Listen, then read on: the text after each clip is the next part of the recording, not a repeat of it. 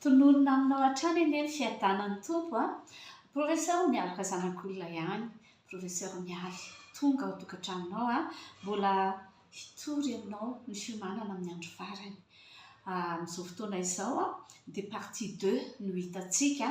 Ho anao izay tia partie 2 tia no hitanao a, andana jerevo ny partie 1 izay efa nalefantsika mialohan'ity fotoana ity.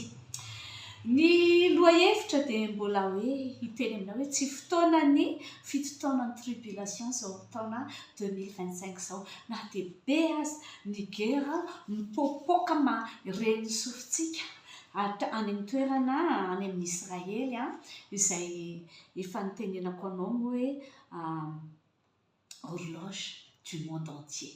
Ny ady izay lazain'ny tompo fa tsy maintsy ho avy no ny atezerana lehiben'Andriamanitra amin'ny fitotoana ny tribulation dia tsy maintsy ho avy ary tena hipoaka tokoa izy any amin'ny faritry ny Israely, satria ho an'ny Israely no anaovana ny baiboly fa ny kristiana rehetra eran-tany manaraka tsara fotsiny izay zavatra tenenin'ny baiboly dia tonga ny fahafahantsika maraka koa izany atao hoe fotoana iavian'ny tompo. Izany tsy maintsy farana n'ity andro ny fanahy masina ity. Taona ny fanahy masina efa naharitra 2 taona hatramin'ny nandatsan'Andriamanitra amin'ny fanahy masina, nandatsahan'i Jesosy ny fanahy masina ataon'ny efitra ambony ho an'ny disiplany, ho an'ny mpianany, ka mandra-patongany fahataperan'io andro farany io moa izany ny atao hoe farany amin'ny andro farany. Tena dernier moment mihitsy io 7 ans de tribulation, fahoriana lehibe io ny farany fahorinan'io dia ho avy iverana fanondroany etỳ an-tany indray Jesosy.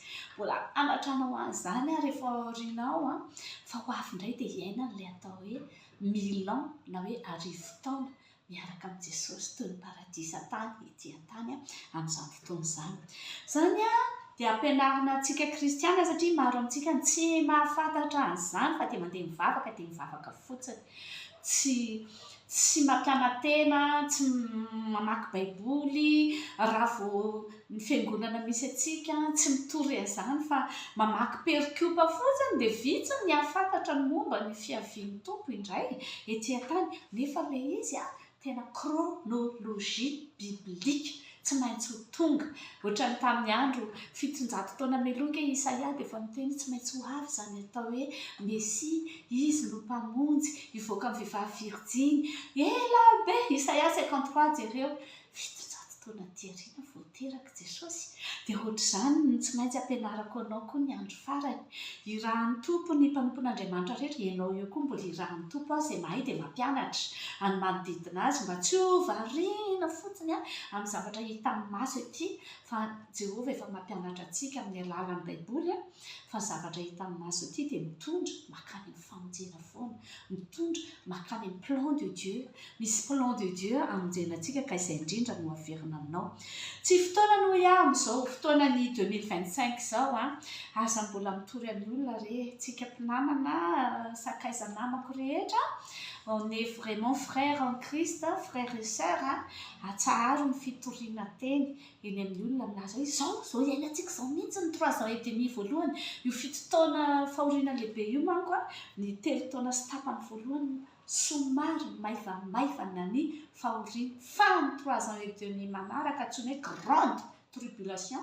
Le voalohany petite dia fahoriana tena mafy dia mafy.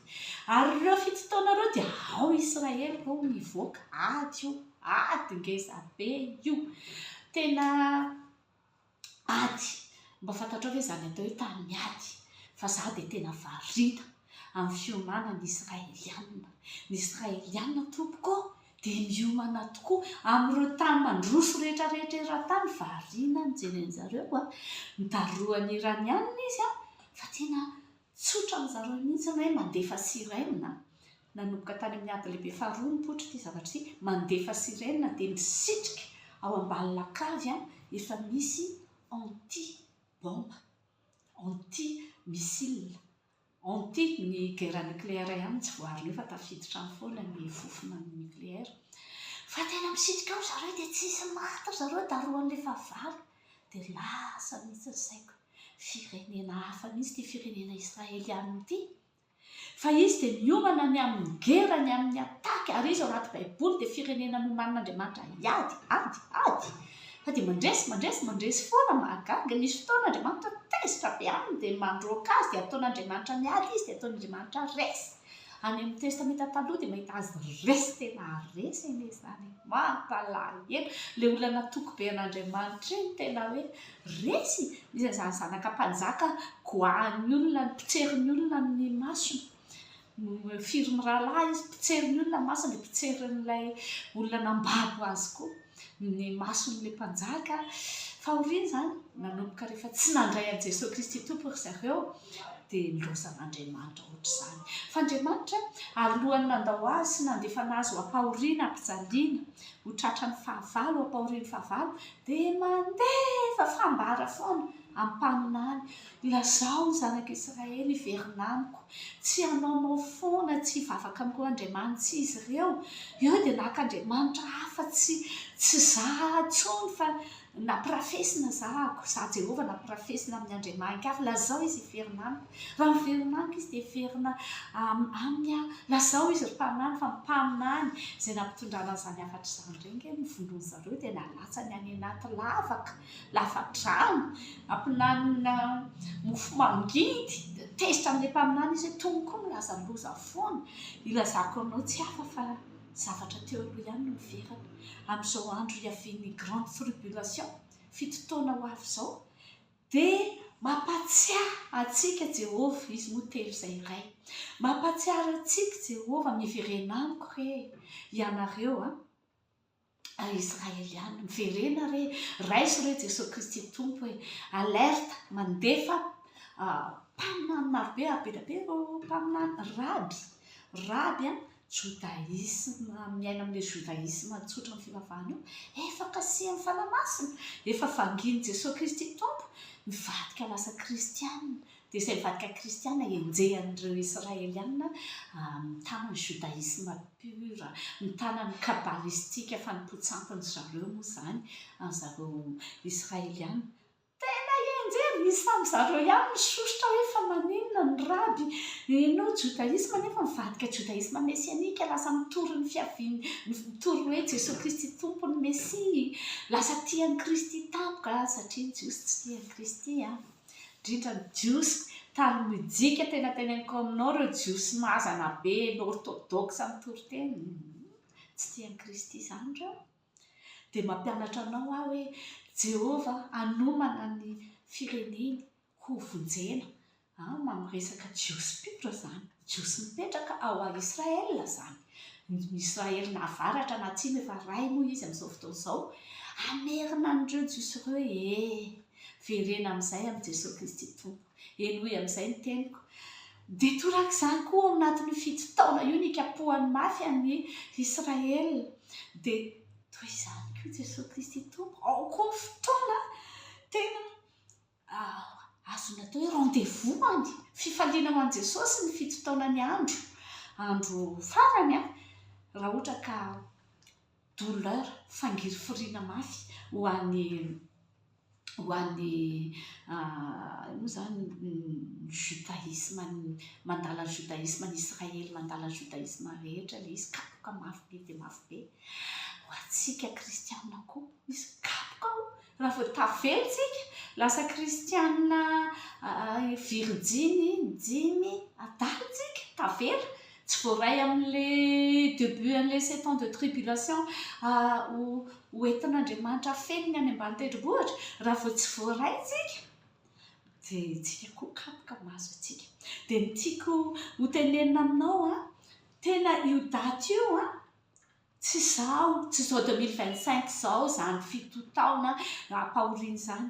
Amin'io daty ny fito taona io feptaona io Jesosy faly hitsena ny kristianina endry, hitsena azy eny amin'ny rahoanlanitra, hitsena ny vadiny moa izany, fampiakaram-bady ho anazy, c'est-à-dire tsika fiangonana ho tsenainy. Jesosy faly, fa Jesosy koa mampiomana antsika hoe mbola misy tavela tsika fa miomana tsara, sao dia tavela tsy ho klasena ho raisiko amin'ny enlèvement de l'église eny antsasaky ny fotoana ny 7 ans de tribulation ka aza mieritrehitra hoe ay ho an'ny jiosy zany ho an'ireo israelita zany ny fahoriana be amin'ilay 7 ans de tribulation zareo zany no hiady dia tsika migalabina mipetraka non non non non non tena tsy izay ilay izy ny monde entier satria monde entier mba nitoriana ny Kristy Jesosy dia misy mandray misy tsy mandray amin'ireo mandray misy mandray tsara tena fony mihitsy ary tena maniry hiakatra any an-danitra mihitsy araka ny fampianaran'ny baiboly mihitsy ny fiainana fa misy na pasteur ary izy dia izy mihitsy manao hoe aza teriterena amin'ny masinina zany ara ny olona ry olona aza teriterena amin'izany fa tsy isy Jesosy masika zany zay le zavatra le teneniko hoe mampalahelo ny tompo mandritra n'izao fotoana 7 ans mialohan'ny 7 ans de tribulation dia mampandre anao fa izay zavatra manjony israelianina any gera ataony any mandritra ny 7 ans de tribulation aty amintsika tia lavitra aty koa miatra amintsika koa zany ny monde entier no mandalo ny tribulation fa tsy hoe ny israelianina ihany saingy ny israelianina no point de départ ahafantarana hoe iny fa manomboka le gera ary le israelianina no tena ho anehoan'Andriamanitra ny heriny mandritra n'izany 7 ans de tribulation zany ary ahita fahagagana hoe fa ahoana ny fiarovan'Andriamanitra nyreto israelianina reto to daroany olona be tena tahaka ninona ny olona midarika azy tsy olona tsotsotra no midarika azy amin'ny 3e guerre mondiale satria izay mihitsy ilay izy 3e guerre mondiale ny début an'ilay 7 ans de tribulation ka tsy zao 2025 zao mihitsy ny 3e guerre mondiale fa io le hoe andre feonady sy firenena miady amin'ny firenena ianao fanjakana miady amin'ny fanjakana mandre fotsiny tsika popoka mandre tsika orohorotany memafy io tsy mety mitsaratra io mandre tsika ny atao hoe cataclysme naturel zany anarany hoe naturel fa Andriamanitra mihitsy manapôkalysy mba hitodika hiambina hitady ny Jesosy fantatritsika na kristiana na ny jiosy moa zany fa manomboka teny koa fa tsika kristiana aloha zany toriko anao zany any anton'izao gera zao dia niverenantsika andeha hitodika amin'ny Jesosy hifony mialatsiny aminao fa loza ny hipotra mahalana aloha eny am-piandohana misy gera dia ianao hoe dia tsy magaga fa maninona koa ty israelianina vao miady amin'ny Gaza tsy israelianina nge nanomboka an'io fa ny Gaza no nidarika anazy ny olona rebelle amin'ny fitondrana ao Gaza fa tsy ny peuple tsotra koa zay le hoe etsehany devoly mba hiady dia nanomboka dia niady amin'izay ny israelianina ka niady mbola nieto tsy lavo atsoy indray rahilabe lasa indray izy daroany Iran lasa indray izy amin'izao fotoana izao nidaroany asa raha mba henonao fa nidaroany indray le any Damas le any avitsin'ny Syrie nidaroany satria ny zavatra tsy mifanaraka amin'ny sainy ao misy ny zavatra hidarodaroany akory tsy hoe manaonao foana izy fa zavatra rehefa vakianao ny baiboly dia hita ay io fa tanteraka le teny hoe hopotika sy horinga ny Syrie ho Damas tsy misy horaisana mihitsy io anaovan'Andriamanitra azy aty amin'ny andro farany dia io darodaroan'ny israelianina za tsy miteny aminao hoe faly be mahita an'ilay fitaroan'ny israelianina fa za faly mahafantatra hoe ay bibliquement voasoratra ao anaty Biblia io dia io kay ny atao hoe ady amin'ny andro farany ary na tiatsika malagasy na tsy tiatsika tsika tsy maintsy hiaran'io gera Moyen-Orient io amin'ny baiboly io tsy maintsy miatra amintsika ny fito taona fahoriana amin'ny andro farany tsy maintsy miatra amintsika malagasy jaly tsy misy alina ny olona any jaly tsy misy alina koa tsika ty voadariko ny bomba ny olona any voadariko ny bomba koa tsika ty tsy hitanao fa io gerana manindro bokotra fotsiny sisa dia afaka alefa ny bomba isan-karazany bomba isan-karazany misilina isan-karazany hoe tonga dia asiako fotsiny rangahy aiza moa ny ahafantarana inona ny antony anisiny any Madagasikara peut-être lasa toeram-pamaharan'ny firenena pomba ny israelianina aty ohatra zavatra tena stratégie politique resaka guerre politique mety eo tany afrikanina rehetrarehetra aza manantena izytsika ve aninakitsika raha mitsipona sakafo eny amin'ny tany vo homana go izy tsika nga fahavalony tsotro zao ianao daroan'ireo olon'ireo ianao mba hifaharany akan'ny firenenao akan'ny firenenao ne serait-ce que stratégie ana toerana hifaharanao fotsiny mifampibombardena entre ny 2 camp 3 camp 5 camp miady amin'izany fotoana zany dia zay mahazo an'ireo olona any amin'ny firenena israeliana darodaroana bombazo atsika ty nona ny any dia nona ny ity raraka ny misy ty nikintana ina moa nikintana fa ny planète reo resaka planète menjera raraka zerazeran'Andriamanitra efa mahafantatra zany tsika fenjeran'ny météorite azy dia efa mamparatra ny tany mampagoaka ny tany isan-karazany enjera nikintana dia menjera koa ny aty fa tsy Israely daholo dia tsika aty milamina tsara mijery film fotsiny fiteny aminao azy zany hoe sokafy amin'izay ny saina fa misy dikany daholo maha-kristianina atsika ny vangeny tompontsika tao anatiny ataoko hoe 2 siècle zay tsika malagasy zao tsika afrikanina tao anatin'ny 2 siècle tsika mifo dia tsika nanana fifohazam-panahy teto Madagasikara fa misy antony daholo namoazana antsika gazy hino amin'ny Kristy Jesosy dia zao iomanana anao zao hoe itsika ilay arovan'i Kristy ka mahay reza mianatra tenin'Andriamanitra raha sitrapon'Andriamanitra tapahako indray ty dia hiditra amin'ny partie 3 tsika fa piako aloha